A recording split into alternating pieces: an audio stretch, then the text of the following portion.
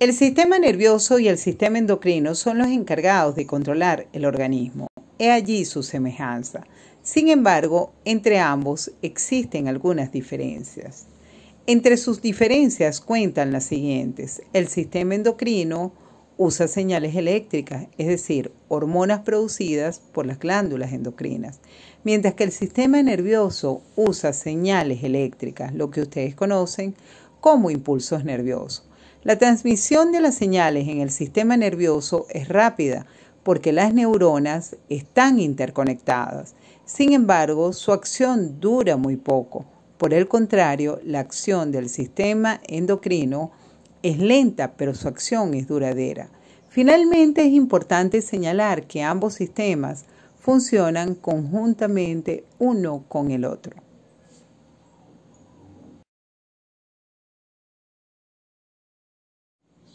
El sistema endocrino está constituido por glándulas. Estas glándulas reciben el nombre de glándulas endocrinas. Las glándulas endocrinas producen sustancias químicas llamadas hormonas, y estas hormonas tienen por función regular ciertas acciones o procesos del organismo. Entre las glándulas endocrinas se presentan la hipófisis, la tiroides, la paratiroides, las glándulas suprarrenales, el páncreas, los ovarios y los testículos. La hipófisis es la glándula maestro, es la que activa la acción del resto del sistema endocrino. El hipotálamo es la parte del cerebro que controla la acción del sistema endocrino. Ejemplo, cuando consumimos una marquesa, aumenta el nivel de azúcar en la sangre. Esto es captado por el hipotálamo que ordena al páncreas la producción de insulina. El páncreas producirá insulina hasta que el nivel de azúcar sea normal.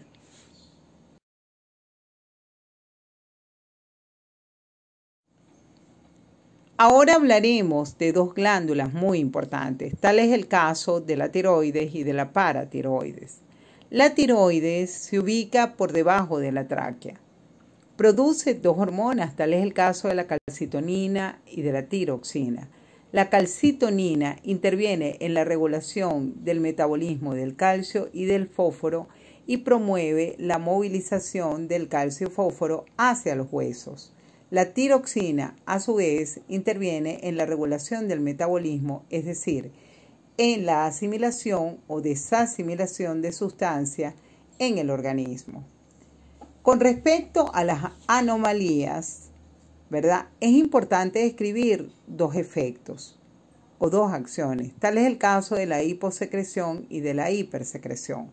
Cuando hablamos de hiposecreción, hablamos de que se producen niveles menores de hormonas que los requeridos por el organismo. Cuando hablamos de hipersecreción, hablamos que se producen niveles superiores a los requeridos por el organismo.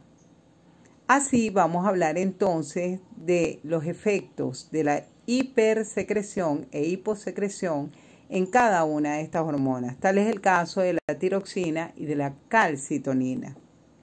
Comenzaremos hablando sobre las anomalías producidas por la hipersecreción e hiposecreción de tiroxina. En el caso de una hipersecreción de tiroxina se pueden presentar dos anomalías, que es el raquitismo y la exoftalmia. En el caso del raquitismo se refiere a la incapacidad del organismo de utilizar la vitamina D en el metabolismo del calcio y del fósforo. Los síntomas incluyen retraso en el crecimiento, piernas arqueadas, debilidad y dolor en la columna vertebral, pelvis y las piernas.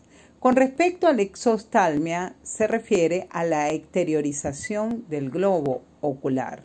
Ahora hablaremos de la hiposecreción de tiroxina, de los efectos producidos por la hiposecreción de tiroxina. Entonces hablaremos en este caso de la obesidad y del bocio. La obesidad se refiere al aumento de la composición grasa corporal. Este aumento se traduce en un incremento del peso. El bocio Generalmente aparece como resultado de una deficiencia de yodo o inflamación de las glándulas tiroides.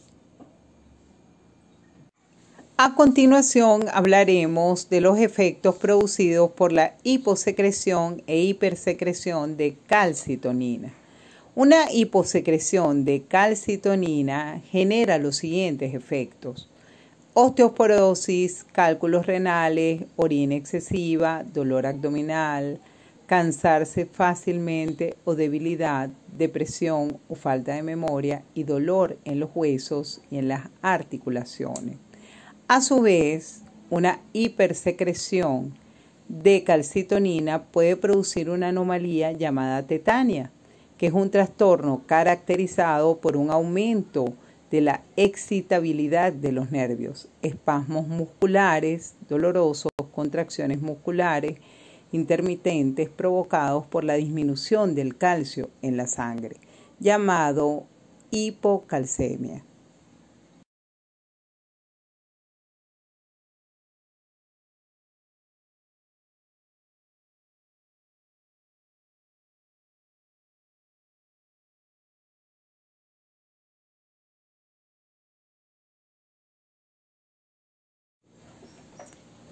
La paratiroides se ubica en la parte posterior de la tiroides. Produce una hormona muy importante llamada paratormona.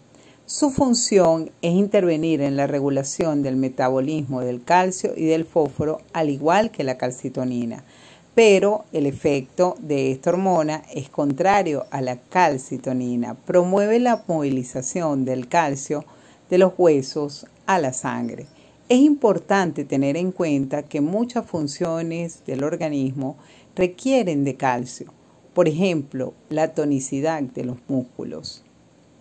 Ahora hablaremos de las anomalías producidas por la hiposecreción e hipersecreción de paratormona.